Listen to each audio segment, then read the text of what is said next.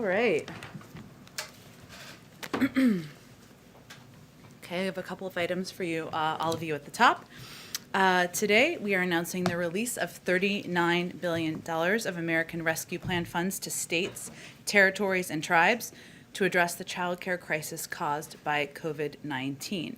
These funds are a critical step to pave the way for a strong economic recovery and a more equitable future. These funds will help early childhood educators and family child care providers keep their doors open and make sure every state has a strong child care system that provides families with what they need. Since the start of the pandemic, as we've talked about a bit in here, roughly 2 million women have left the workforce.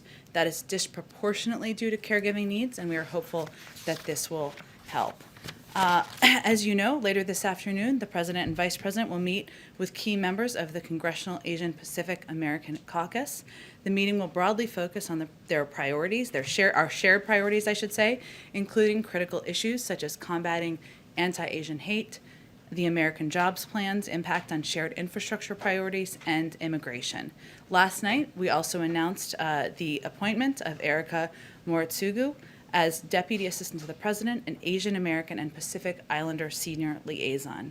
She will bring her experience and expertise to the Biden-Harris administration, where she will be a vital voice to advance the President and the administration's priorities. And we'll have a readout after that meeting, of course, as well. And as you know, the President will be making some brief remarks at the top.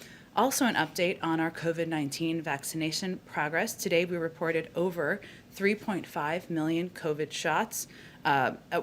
Today, it was reported from yesterday, of course, but we had 3.5 million COVID shots yesterday. This is a new Thursday record, so certainly a good piece of good news. One more scheduling update. President Biden looks forward to welcoming President Moon of the Republic of Korea to the White House in the second half of May. We're still finalizing the date for that, but this visit, following the recent 2+2 visit to Seoul by Secretaries Blinken and Austin and the National Security Advisor's trilateral meeting in Annapolis, will highlight the ironclad U.S.-South Korea alliance and the long-standing ties and friendships between the people of our two countries. With that, Amr, it's been a week. It's been a lot going on this week, so go ahead. It's not the end of the week. It's not the end. We have more to come. Go ahead. With Prime Minister Suga coming tomorrow, Yep. and now you just announced President Moon coming. I guess just looking ahead to both of these visits, what message is the President trying to send? And in a sense, is elevating, particularly with tomorrow's visit, the Japanese Prime Minister, is he sending a message to China by who he's picking first? Well, I think first, the President is looking forward to welcoming the Prime Minister tomorrow, and it is significant that our first bilateral meeting in person is with Japan. It emphasizes our important relationship and all of the cooperative work we have to do together. I will say that, of course, our approach to China and our shared coordination and cooperation on that front will be part of the discussion, as will our joint commitment to the denuclearization of North Korea. Security will be a prominent issue, regional security as well. So I would say these relationships have a range of areas of cooperation. It's an opportunity to discuss those issues in person, and I would anticipate that China will be a part of the discussions. If I could ask just a question on the Russia sanctions today. In a statement, the White House noted reports that Russia encouraged Taliban attacks against U.S. and coalition personnel in Afghanistan. The word report seems to leave some ambiguity. Does the White House believe Russia placed bounties on American troops? Well, I would say first that we felt the reports were enough of a cause of concern that we wanted our intelligence community to look into those reports as a part of this overall assessment. They assessed with low to moderate confidence, as you alluded to, that Russian intelligence officers sought to encourage Taliban attacks against U.S. and coalition personnel in Afghanistan. The reason that they have low to moderate confidence in this judgment is in part because it relies on detainee reporting, and due to the challenging environment, and also due to the challenging operating environment in Afghanistan. So it's challenging to gather this intelligence and this data. I will say that we assess, our intelligence community, I should say, assesses that a general staff main intelligence director at GRU, also known as manage interaction with individuals in Afghan criminal networks. We have high confidence in that assessment, and the involvement of this GRU's unit is consistent with Russia's encouraging attacks against U.S. and coalition personnel in Afghanistan. So while there's low to moderate assessment of these reports, we felt it was important for our intelligence community to look into it, and we of course will not stand by and accept the targeting of our personnel by any elements, including a foreign state actor. This information really puts the burden on Russia and the Russian government to explain their engagement here. Go ahead. Jen, given that assessment, does the president have any regrets for how many times he attacked President Trump on the campaign about this issue for not taking action related to the Russian bounties? Well, I'm not going to speak to the previous administration, but I will say that we had enough concern about these reports and about the targeting of our men and women serving, the men and women who are proudly serving around the world, that we wanted our intelligence community to look into it. Now, again, there are several factors that contributed to the low to moderate confidence in the judgment, including the difficulty of the operating environment, and of course the reliance on detainee reporting. At the same time, we still feel there are questions to be answered by the Russian government. Another on foreign policy. With the Russia decision, with the Afghanistan decision, I'm just trying to get a sense of how the administration operates here. There's still Americans unjustly detained in Russia. I believe there's an American who was kidnapped by a Taliban-aligned group in Afghanistan. What level does the administration look at those hostages, I guess, as they think through broader foreign policy decisions? Do you have a team working on that? Did that play any role in either of these decisions? Well, certainly every relationship we have, even with it when it's adversarial or even when it's not. We raise issues of the detainment of American citizens or even sometimes citizens of our partners and allies around the world through those diplomatic conversations. Typically, those conversations are led by the State Department and officials that are working at the State Department. Typically, we don't read out too much detail because our focus is, of course, on bringing Americans home. Just one more. I think we ask you this every week, but on the refugee cap, and we hear a lot of concerns from your allies on Capitol Hill, and I think the big concern is not necessarily right now, when is the president going to sign the directive? It's what are the issues that are holding it up?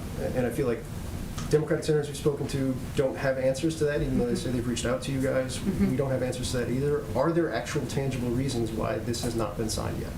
Well, I can assure you, and I can assure anyone who has concerns, that the president remains committed to this issue. He is somebody who believes that refugees, that immigrants are the heart and soul of our country, and they have been for decades. And that is why he has proposed, a comprehensive immigration reform bill.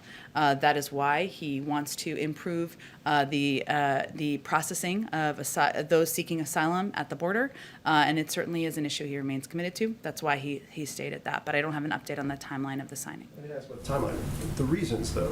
What is the holdup here? It remains an issue. The president remains committed to raising the refugee cap, and I can assure anyone who has concerns that remains the case. Go ahead. Jen, the U.S. has been leveling sanctions on Russia for its behavior for years, as you know well. It hasn't deterred them in the past. Why should we expect that these new sanctions will do something that past sanctions have not? Well, first I would say, Peter, that our objective here is not to escalate. Our objective here is to impose costs for what we feel are unacceptable actions by the Russian government. Some of these are done in coordination with our European partners and allies in the past. And our view is that when there are actions that are taken that are unacceptable, that are not aligned with our interests, that we feel go beyond what should be acceptable from any country you have a relationship with, then there should be consequences. We can't predict what the impact will be, but we still believe that when there's unacceptable behavior, we should put consequences in place. Let me ask about Afghanistan, if I can quickly. The president's own CIA director, William Burns, yesterday warned that there is a, quote, in his words, significant risk that al-Qaeda and other terrorist groups could fill that vacuum that exists when the U.S. and its allies leave that region. I have the quote for you, but you saw the testimony as well as I did. Why not leave a small residual force behind, and knowing that he addressed this in some form, to support the intelligence community there to gather information? Why not leave a military force there to help protect them and their ability to collect intelligence? Well, first I will say that we believe we have the means to keep our eye on any terrorist threats or any sign of al-Qaeda's resurgence without having a persistent footprint on the ground. And the evaluation and the decision made by the president was that based on the recommendations, the advice from national security advisors, from his team across the administration, is that the threat against the homeland now emanating from Afghanistan can be kept to a level that can be addressed without that persistent footprint. Now, at the same time, because obviously our capacity and our capabilities have dramatically increased and improved over the last 20 years or even the 10 years.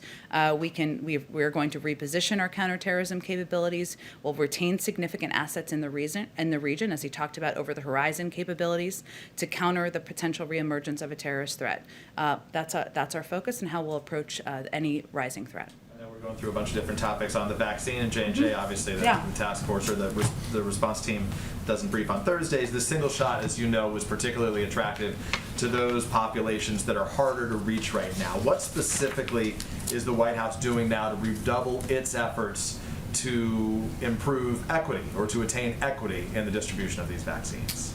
Well, I would say that if we take a step back, which we sometimes like to do, our focus has been on ensuring that equity and addressing any issues related to confidence was central to our strategy. So we have had a robust strategy in place long before the announcement by the FDA a couple of days ago. We've also seen so far that by the number of shots that we were able to distribute yesterday, some data and polling that's been out there, that, and we'll have to see as time goes on, that we have not seen to date yet an impact on confidence in the vaccines writ large. But there are a number of steps that we've taken over the course of time that we feel will continue to pay dividends and be impactful, because we are over-preparers here. One is the launching of the Community Corps, our program to get fact-based messages into the hands of local messengers. More than 6,000 organizations are participating in that effort. We also launched a $3 billion effort to providing to states and community-based organizations funding and support to strengthen vaccine confidence. And we also have public health officials who have been out on your airwaves across the board, communicating with local organizations to reassure and confirm that we have enough supply to meet the demand that is coming. The First Lady had a common medical procedure yesterday. Any update on how she is doing? I think we put out a note yesterday that she returned to the White House and resumed her daily activities. So that should She's still well. Good, thank you. Yes, absolutely. Go ahead, Kristen. Thanks, Jen. Does the president support the bill just introduced by the chairman of the House Judiciary Committee to add 4 seats to the Supreme Court? Well, just last week, the president signed an executive order creating the Bipartisan Commission on the Supreme Court of the United States, a bipartisan group of over 30 constitutional and legal experts who are examining a range of questions about proposed potential reforms to the Supreme Court. And one of the issues they'll look at is, of course, the size of the court, but they'll also look at the court's role in the constitutional system, the length of service, the turnover of justices, and they're going to come back to the president with a report on what their discussions are and what their findings are. So he's going to wait for that to play out and wait to read that report. So, I mean, this isn't just coming from some obscure member of Congress. This is coming from the chairman of the House Judiciary Committee. So is the White House frustrated that Chairman Nadler perhaps didn't wait for this report from the commission that President Biden just called for last week? No, the president believes that it's important to take a look at a range of points of view, whether they are progressive or conservative, different sets of legal opinions. And he looks forward to assessing that himself. And I expect he will not have more to convey about any recommendations or views he'll have until he reads that report. But he certainly understands that members of Congress have a range of views, and they're going to propose legislation. He may or may not support it. So I just want to be clear here. The president does or does not think that this bill is premature?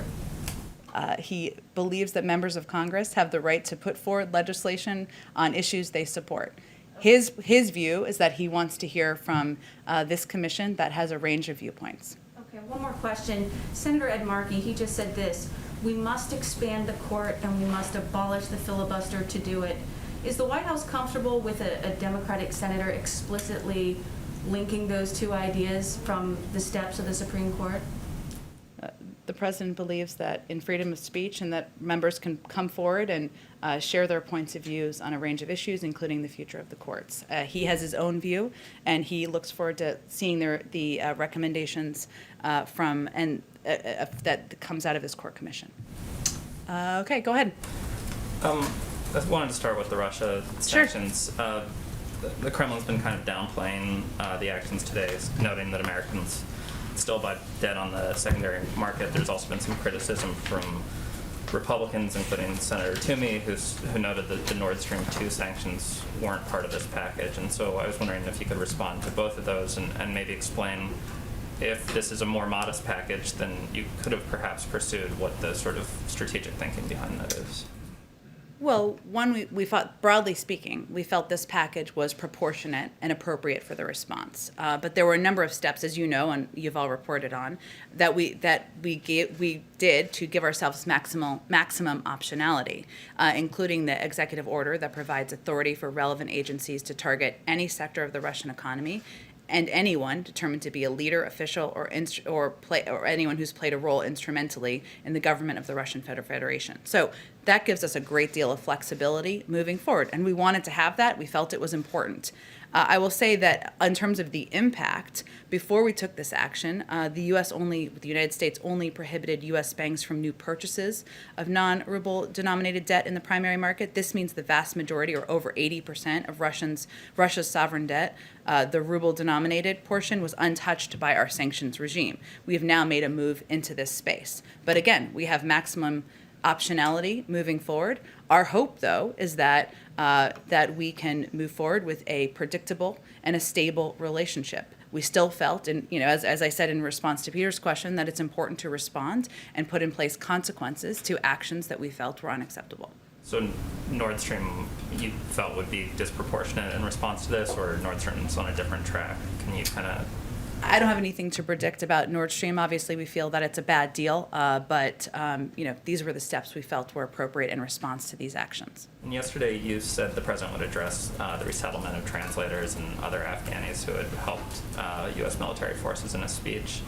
Didn't sound like that made the final cut, so I'm wondering if you have any more details about that, especially considering the sort of immigration loopholes that, or immigration issues that have been present over the last year because of COVID. Sure, and I'm happy to get you more specific details from our national security team as well. I will say that we will continue to provide and work with Congress to expedite and expand special immigrant visas. We remain committed to working with and helping people who have served alongside and been important partners to our men and women serving on the ground in Afghanistan. And we are, of course, intend to maintain a diplomatic presence there as well to help with that.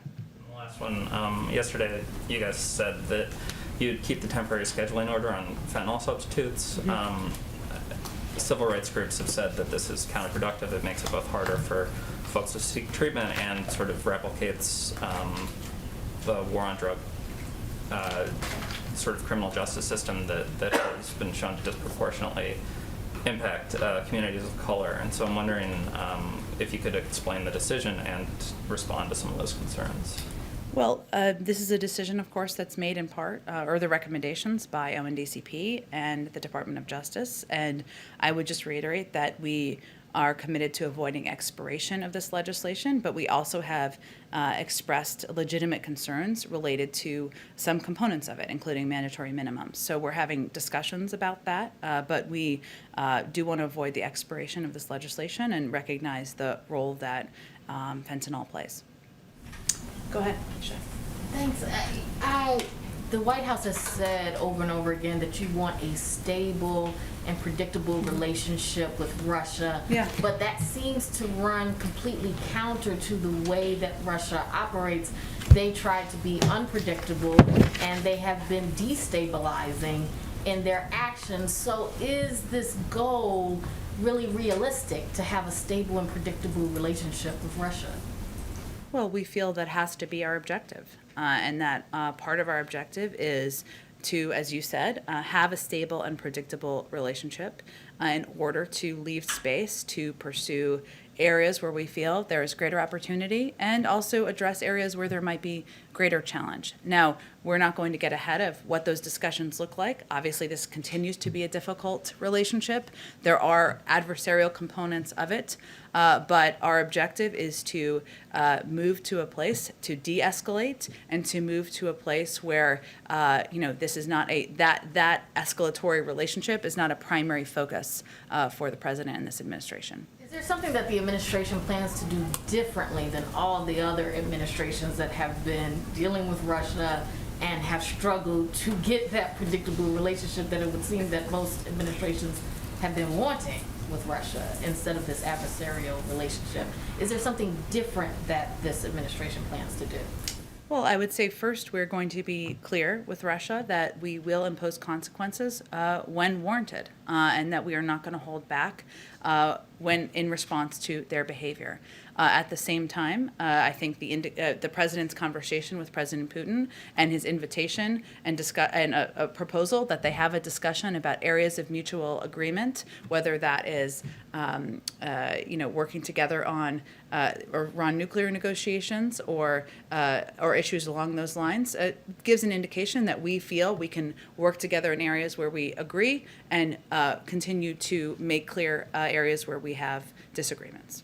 On the issue of the sanctions, Russia has said that makes the idea of a summit, which President Biden had, broached, that makes that less likely to happen.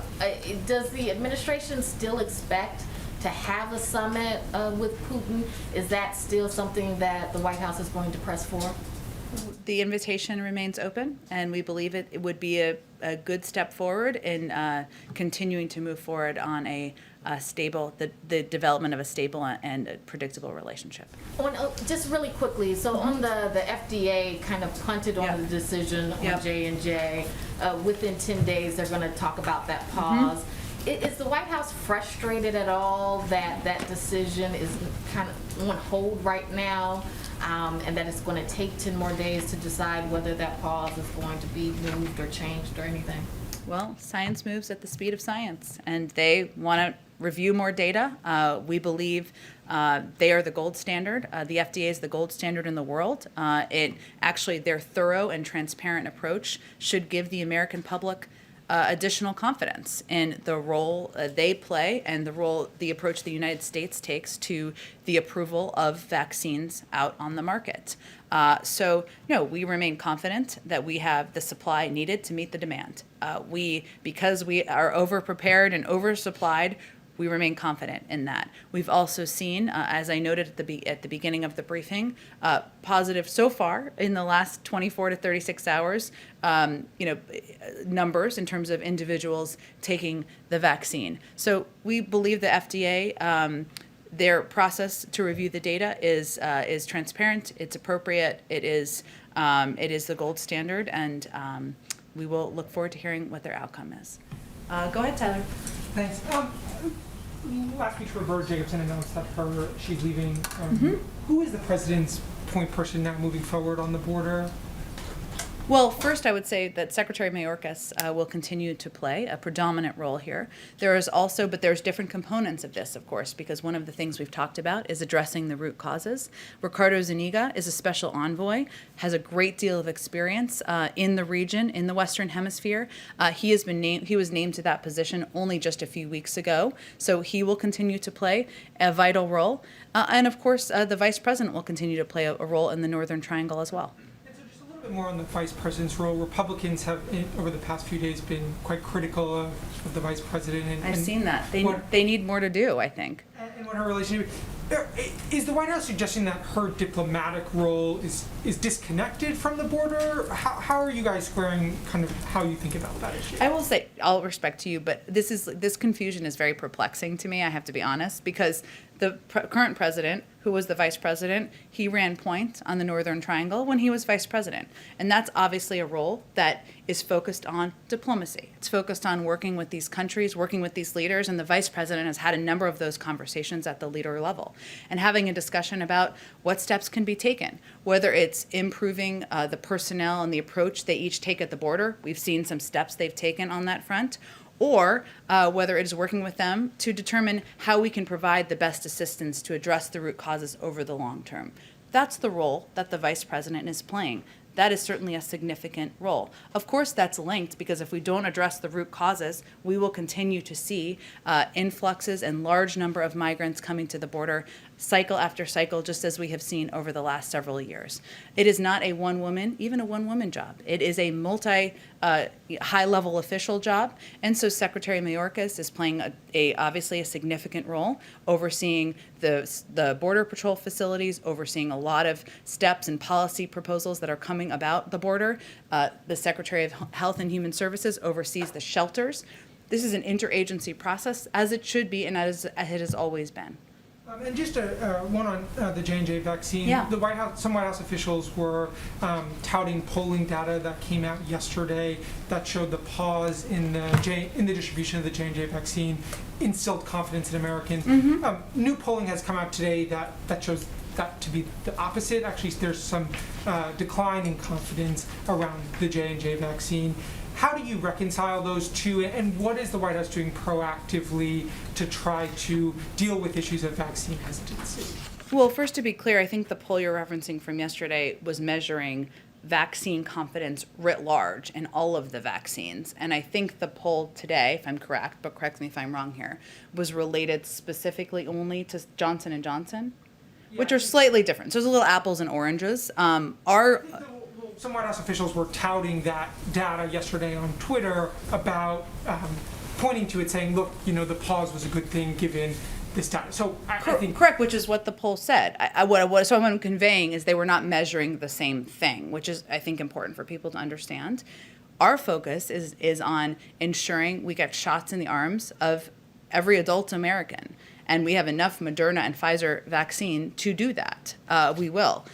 So we, of course, will see the FDA process will play its way out. And we are fortunate to have a massive effort underway to increase vaccine confidence long before the announcement by the FDA just a couple days ago, which we will continue to implement. But I think it was touted in part because we want to ensure Americans understand and show Americans do understand so far that they can remain confident in the efficacy and the safety of the vaccines out there in the market that are currently being distributed with the FDA emergency approval. Just two quick ones. Do you think that Secretary Becerra will be making a briefing room appearance at any point? I know a lot of the cabinet secretaries have come in. As you said, he has a big role in what's going on with the care of migrant children. Will we have an opportunity to ask him questions about other cabinet secretaries? Absolutely. We haven't had all of the secretaries, as you know, here, and we hope to get them all in here in the coming weeks. And then one more quick one. Is the administration still planning to roll out the second part of the infrastructure, the American Families Plan, this month?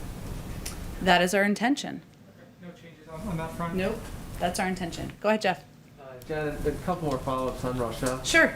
Does the White House and the U.S. intelligence community have a better sense now of what the impact of the SolarWinds attack was on the U.S. government?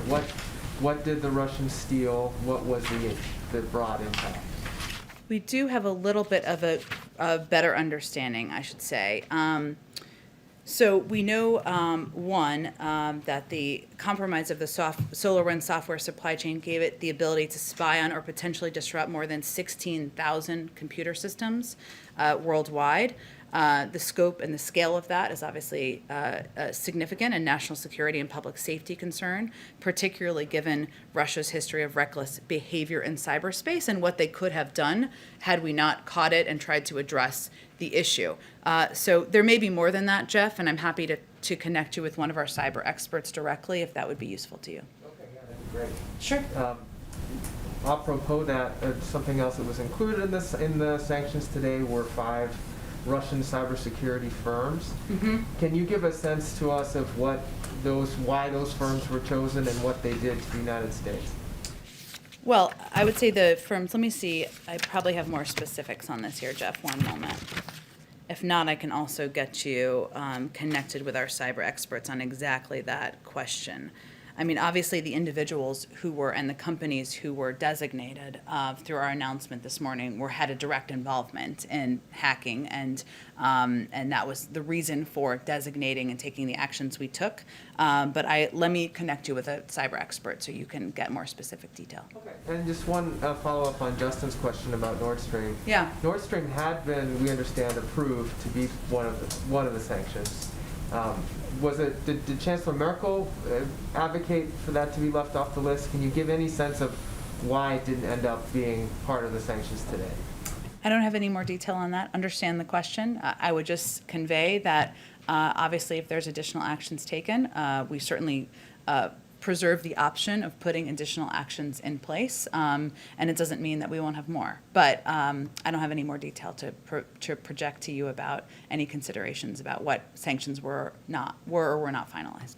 And one, just on one other topic completely, next week is the Earth Day Climate Change Summit. Yeah. Can you give us any sort of a preview on your plans to release the U.S. target for emissions cuts by 2030? When can we expect to see that? I understand the question too. It's going to be a full week next week. Let me see if we can get you some more previewing by tomorrow. We're still finalizing all of the specifics, so I just don't have anything to provide to you at this moment. All right, go ahead. Hi, Laura. Hi, thanks. To follow up on a question Phil asked earlier, immigrant and refugee advocates say they can't recall a time when a presidential declaration took this long after first announcing to increase the refugee cap. So just ask again, I mean, what is the delay here? Again, I can just reiterate the president remains committed to raising the refugee cap, and obviously his commitment to ensuring that we are treating refugees, immigrants, people who come into our country with humanity is evident in most of his policies, but I don't have any more specifics for you.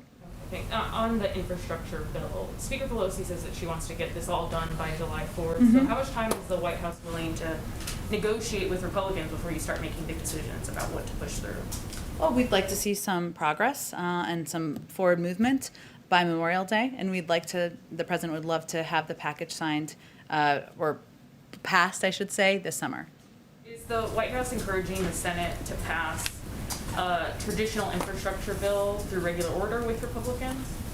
Well, we certainly believe there should be agreement. There is agreement on a number of components. We've been encouraged by many of the conversations that we've had to date. We look forward to hearing alternate ideas or different ideas as they come forward, and there should be an opportunity for that. We're also quite open to what path this takes. We're not going to predetermine whether it has to all happen in one big package. There are different components that could move forward, certainly on their own, and right now is the time where members and their staff and committee staff are doing the hard work of determining where there's agreement and how what vehicles pieces can move forward through. Senator Coons was saying, today that could pass something with Republicans maybe on traditional infrastructure, roads, bridges, et cetera, and then everything else could go in a reconciliation bill. So you guys are open to that?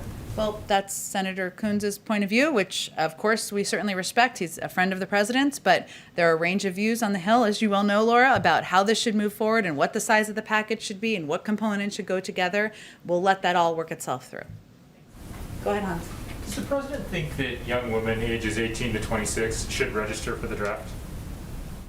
I'll have to talk to him about that, Hans. It's an interesting question. Well, I mean, today the Justice Department walked back and said that they weren't going to join a suit that challenged the constitutionality of that. So I'm just wondering what the president's position is. Does he think that everyone should register for the draft? I'm happy to talk to him about it, and I'll take a look at the Department of Justice case as well. Go ahead. Thank you. The Border Patrol agents have been shifted in recent weeks from the northern border, the Canadian border, to the Mexican border. Yep. And we've seen complaints about shortages at the northern border. How many agents are going to be diverted ultimately? And can they maintain security along that rather long northern border? Well, I'm sure that is assessed as they are making changes or shifting resources. I would certainly point you to the Department of Homeland Security for specifics about the movement of Border Patrol agents. And some of your own administration's immigration officials, have said that some migrant families are, in their words, self-separating at the border and sending their kids across alone because they know that unaccompanied minors are not going to be turned away.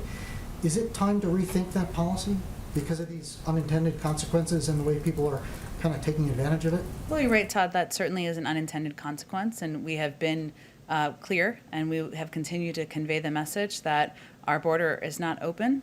That is a treacherous journey, and even as families are doing that, a number of these kids are still in taking a very dangerous journey, even for a shorter period of time or distance, I guess I should say. But I don't have any. I don't think we have any intention to rethink our approach to treating kids humanely and ensuring that they are safe when they cross the border.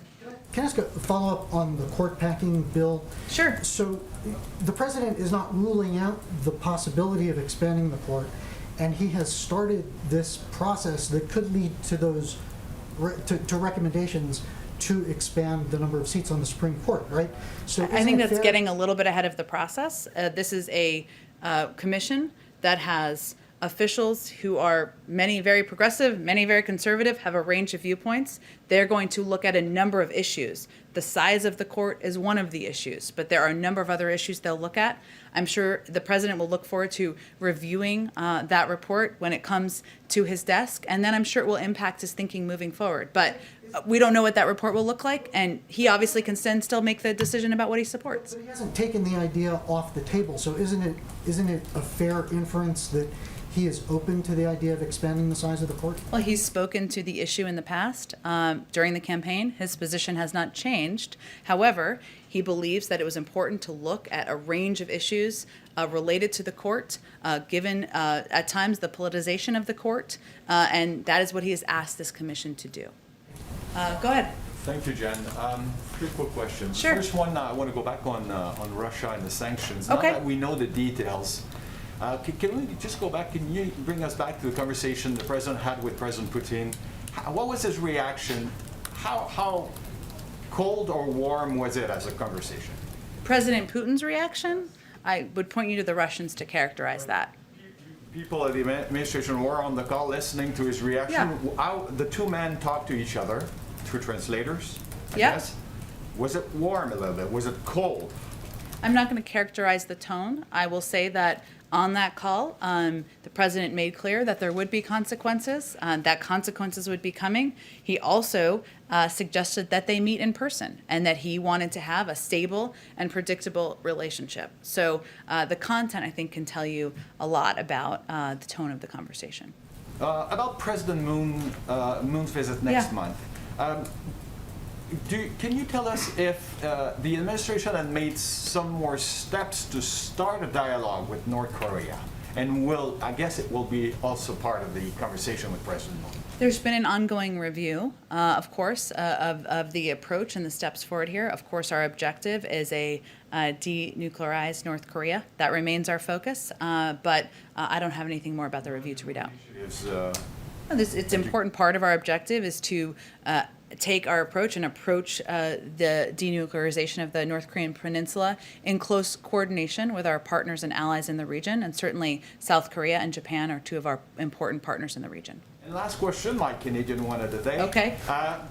Knowing that communities on both sides of the borders are suffering from the closing of the borders, and the fact that now the vaccination has been going well on this side of the border, have conversations started with the Trudeau government about loosening the restrictions? Well, we would obviously conversations, and that is raised, as you know, by foreign governments, including Canada, certainly for the reasons that you outlined. But we are going to base any decision on the guidance and the recommendations of our health and medical experts. And there's been no change that I'm aware of at this point. Go ahead.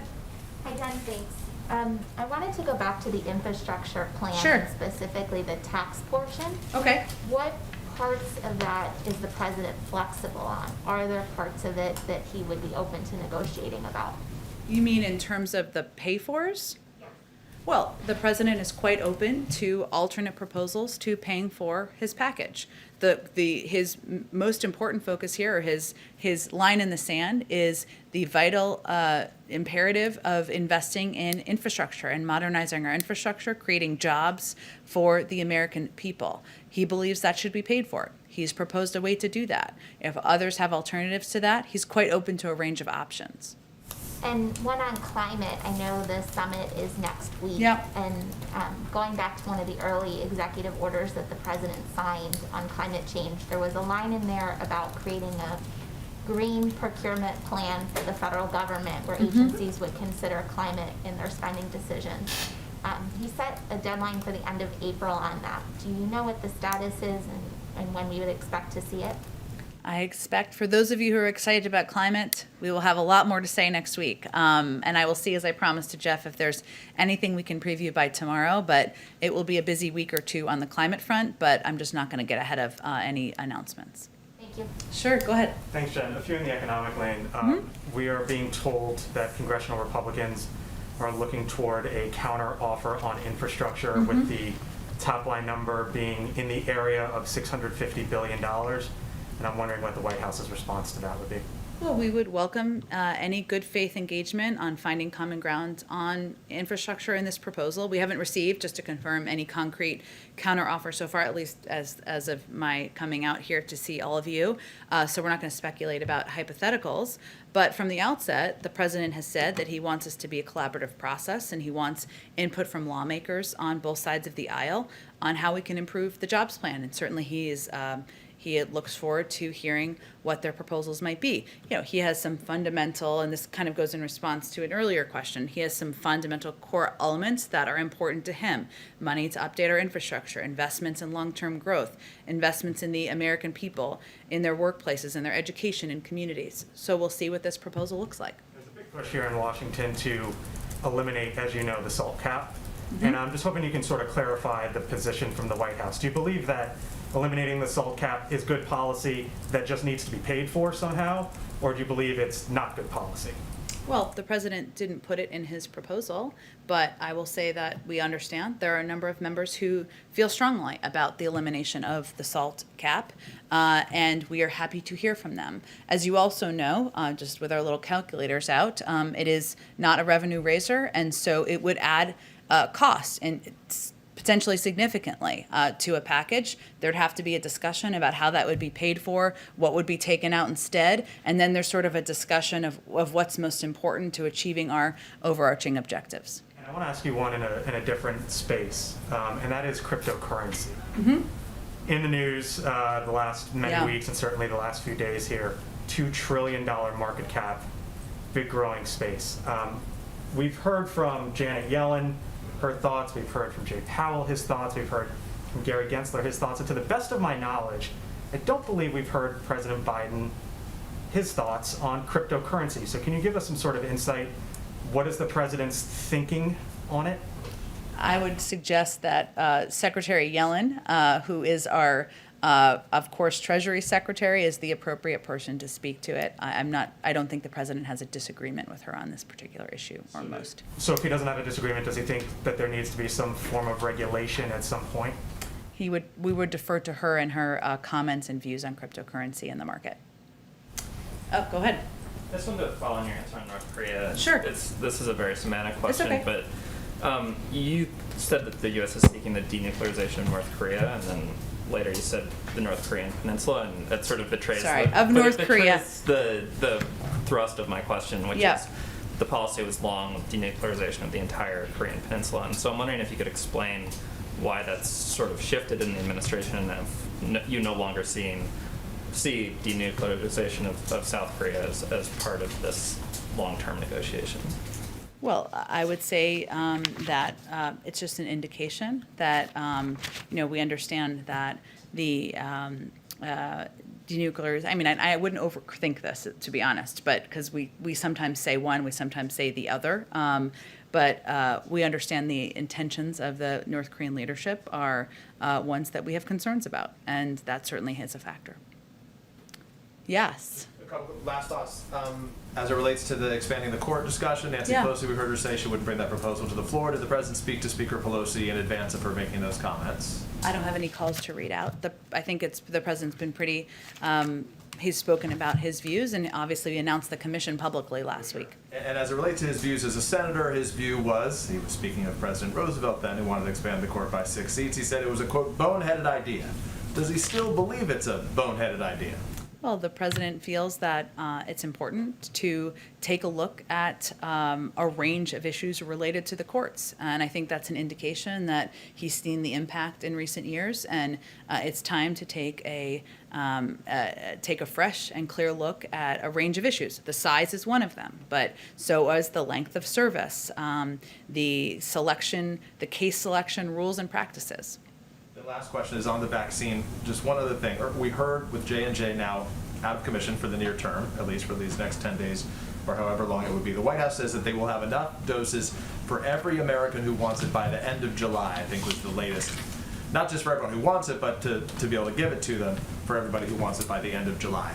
My question is, that requires a calculation by the White House about how many Americans they believe do not want it. So the question is, how many Americans, by your judgment, by the White House's judgment, are you assessing do not want to take a vaccine? Well, I would say, let me try to answer this question. I think this is going to get to your heart of your question here is, when we say we are confident we're going to have supply for all eligible populations who want it, that means that by the end of May, for about 80% of the population, by the end of July, about 90% of the population. We also recognize, and as you guys have reported on, that there are populations in the country that are going to be hesitant or going to be reluctant to get the vaccine. We have a massive campaign to communicate about the efficacy, the safety through a range of trusted messengers. And so we are working to rebuild that confidence as well. But we're talking about what we think the demand will look like. So to be clear, in terms of the demand, is there a figure, though, to have this assessment? There is an expectation that you guys believe there will be some Americans who won't. Where do you set that number right now? Obviously, you're trying to overcome it. Right now, what is your belief in terms of how many tens of millions of Americans it is that will say no? I don't have an assessment. There's no playbook for this, right? So what I'm conveying to you is that when we say we will have enough 80% of the adult population by the end of May, we think that will meet the demand, right? But we assess day by day, week by week, what progress we're making on addressing any issues with confidence. Because by the end of May, I think by my calculation, having read on this, it's 220 million total available doses, I think, that would, or 220 million Americans who could have been get their shots by then. That means that there's an additional number of Americans above that who wouldn't, but you guys don't have a specific number that you're circling right now. I don't have any number to share with all of you. Thanks. Okay. Oh, go ahead. Did you have one last question? I wanted to ask about the Supreme Court commission that you've been talking about during the briefing. Will that commission at all study lower court reform?